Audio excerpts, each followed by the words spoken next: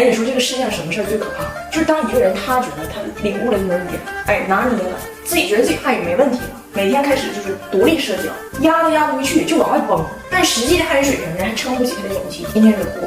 有一天，我妈领我们开车去郊区，路过了一片山，咱也不知道为啥，我妈在那片山上就给自己的将来置办了一个公墓。我妈就指那山说：“我的墓地在这儿。”我老公就听懂了墓地这个词儿，欣喜若狂。就你还记得咱小时候学英语那种感觉不？就一听听力，嘎听到一个自己会的词儿，哎，我知道 abandon 啥意思忘了，但是 abandon 就光抓这词儿了，别的全忘听了，就那种感觉。他就捕捉着这个目的了，他理解的目的是目的地、目标地点 destination， 都不等我翻译啊！我妈刚说完了，我的目的在山上，他直接就回答我的目的在北京，我的目的在北京。我妈说啊，那你的目的为啥是北京啊？是不是因为北京大，晚上可以跑出去随便玩？我老公说，那你的目的为什么在山上呢？是不是因为山上大，晚上可以跑出去随便玩？哎呦我妈以为他故意抬杠呢，我妈也抬上了啊！你放心，如果我真有那一天，我上山了也会想着回来找你的。我晚上出来玩也把你带走，一起玩啊！我老公说啊，那妈妈你放心，如果我真有那一天，我也会想着回来找你的。我不管啥时候出去玩，我都会想着把你带走的，把你带走的。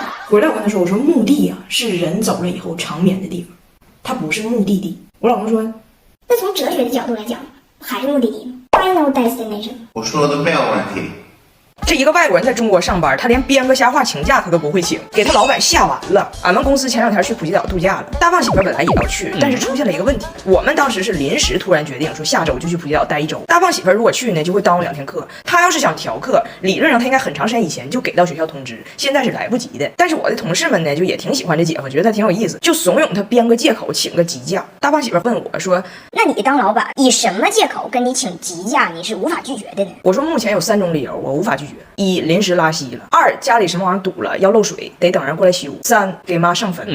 他说1和2那肯定是不行。我是一个网红，我去泰国玩，那肯定能碰着认识我的中国游客。那到时候拍着我搁那沙滩上玩，我领导和我学生看见了，咋解释啊？我说领导说起来你可能不信，我那天拉稀了，然后给厕所整堵了，我就等人过来修，完水流太大了，顺下水道就给我冲走了，我就昏迷了。完我再一醒来，哎呀，给我冲普吉岛来了，这可信吗？我的学生们怎么想我呢？然后他就问我，那这个第3个上坟是咋回事？为什么不能拒绝？他呢不知道啥叫上坟，我呢不知道他不知道啥叫上坟，因为以前我让他陪我去给我姥爷上过坟，所以他问我请假上坟为什么不能拒绝？我说的是人我那个同事1年到头就只能这么见他妈一面，那孩子想妈思念，想给妈上个坟，那哪个领导能拒绝呀？我万万没想到，就一句话没交代明白，他把上坟理解成了探亲。大胖媳妇想来想去，觉得一个谎言需要后边无数个谎言来补救，他不要这样子，他坚信只要他跟他的领导坦诚相见，并拿出以后怎么把这课补回来的解决方案，天下就没有请不下来的假。第2天他就出发了，这位来自加拿大的打工英雄昂首阔步走向了校园，路上给他领导还发个微信说他有点事儿要说。然后中午在学校食堂，他就提前偶遇到了他的领导，领导看见他说，哎，这个穆汉兰老师，我正有事找你呢。我们上学期这个学生评分出来了，你的评分还是很不错的，学校呢很重视教学质量，你呢短期之内如果没有离开北京的计划，学校愿意和你签署一个为期3年的合同。他听完那1秒就不是他了，别说普吉岛了，他要去普陀寺给他领导烧他一炷高香。领导说完还问他，对你还有别的事儿啊？大胖媳妇说，我也想找你就说这个事儿，我就没有离开北京的计划，而且我来中国之后哈，我哪儿也不想去，我现在出国，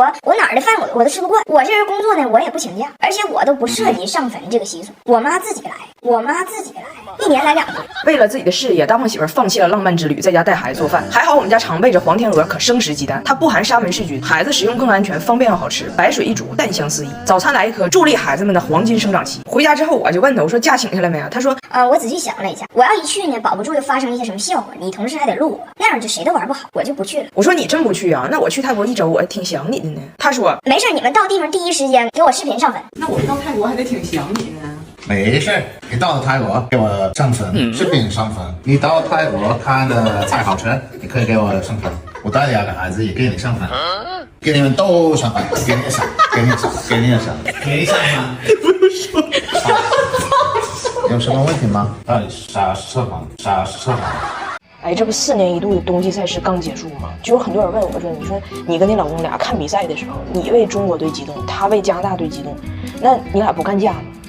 我想说不干架呀，因为他不激动，不光他不激动，他全家人都不激动，就根本就不在乎加拿大赢不赢。我看开幕式的时候我还跟他视频，我说，哎，你国家运动员出场的时候那衣服上热搜了。他说衣服咋的了？前开门没拉呀？你们还记得不？2010年是温哥华办的开幕式，那阵儿呢，正好我第一次给他领回铁岭，在我家玩，我们都以为这温哥华开幕式他得老激动要看了，结果人家根本不想看，因为他头一天人生第一次看了二人转，就开幕式那天就高低想再去看二人转，就跟我说昨天那个多有意思，出来一个女的就都不自我介绍，出来就咵咵咵甩头发，跟脱蜜蜂了似的，完甩完头就咔咔咔就大劈叉，哎那叉劈的就是订书器缺钉的安钉时候那种状态，劈完叉起来嘎干瓶啤酒，啤酒瓶子没撂下来呢，歌声出来了，兴旺发达通四海好运来，是不是那种感觉？就是好运来，你看人家就是发如拖布，动如脱兔，就各种动作之间毫无逻辑连接。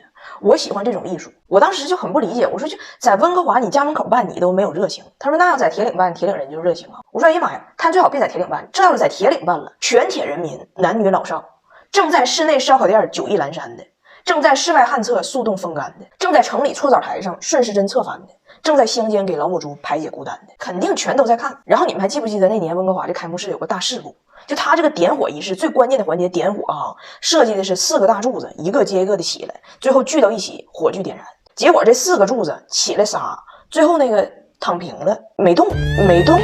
刚开始我们都以为就是故意这么设计的，就是让你等都没有声了，啪一二脚蹦出一大鹅，一脚拴一个猴那种感觉，完整的吧，我爷都有点替他觉得尴尬了，说你们这是属于就是什么寓意呢？3缺1啊！完我就憋不住了，我说你们这个属于是不是有点掉链子？我老公说什么是掉链子？我奶说掉链子就是骑车秃噜扣了。然后我爸就站出来了，说你们都给人留点面子，人家现在肯定脸上也挂不住了。结果没想到人家一点没有什么脸上挂不住的感觉，当时给他爸打电话，给这爷俩就逗坏了。哎爸看着没？那第4个咋回事？跳闸了属于。哎，这个在中国哈，从现象上来看叫3缺1，从性质上来看叫秃噜扣。完他爸这边是哎，你说有没有这种可能呢？就这玩意儿，就是闭幕式的时候邦家站起来了，哎，往回摁都不行，就越摁越支棱，跟倒枪刺似的，当时我还问他，我说你心咋这么大呢？你咋不上火呢？他说不是我设计的，我上什么火呢？哎，你们知道当一个外国人自以为很了解中国传统文化，向其他外国人讲述七夕的故事，最后讲稀烂是什么效果？今天不是七夕吗？我老公跟我视频的时候就跟我说啊，中国情人节快乐。我婆婆就问什么是中国情人节呢？我老公说这个你不懂，这背后是有美丽的传说的，我给你讲讲。因为我老公以前在中国待过几年嘛，就经常听我们给他解释各种这个节日的缘由啊，美丽的传说呀，就方方面面的就输出很到位嘛。那他呢就以为自己已经是中国传统文化小旋风，完他就开始跟他妈解释，从前呐有一个男子，他叫 cowboy。我说哎 cowboy 不是牛仔的意思吗？西部牛郎啊。但后来我一想也不算错，就都是遛牛男子。然后他就继续给他妈讲嘛，他说然后这个 cowboy 呢就认识了一个女子，是个裁缝，他俩就相爱了。我听到这儿我还挺自豪的，我感觉他还是记住了很多中国传统文化的精髓的。我婆婆也非常感兴趣。然后呢，相爱之后发生了什么？我老公说，然后啊，不幸的是这个 cowboy 就被叫去修长城去了，然后过度劳累，就在长城上累死了。织女呢很想念她的夫君，就跑到了长城上，把长城哭倒了。我婆婆说，哎妈呀，这织女挺有劲的。我说，哎，等一下，我怎么听着讲跑偏了呢？你这个版本的织女姓孟吧？那孟姜女哭之前跟牛郎好过这个事儿，范喜良知道吗？我婆婆说，然后呢？我老公信誓旦旦地说，然后啊，为了纪念这个孟织女和牛郎之间凄美的爱情，每年的这个时候，大家就会划船划到湖中央，往湖里扔包子。哎呦我的妈！讲稀烂。然后我老公讲完之后，自己也觉得不太自洽，说牛郎去的是长城，长城在内陆，那最后纪念他的时候怎么跑到湖中央了？这中间是不是错过什么了？我给忘了。我说对，你错过了嘛，就他还有个小姨子叫小青嘛，那小青跟法海斗法的时候把内陆给冲了嘛，最后找精卫填的海，完精卫填海填500年的时候遇着济公了嘛，俩人相爱了，然后冒出吕洞宾横帮竖挡不让嘛，完后来精卫和济公化成蝴蝶飞走了嘛。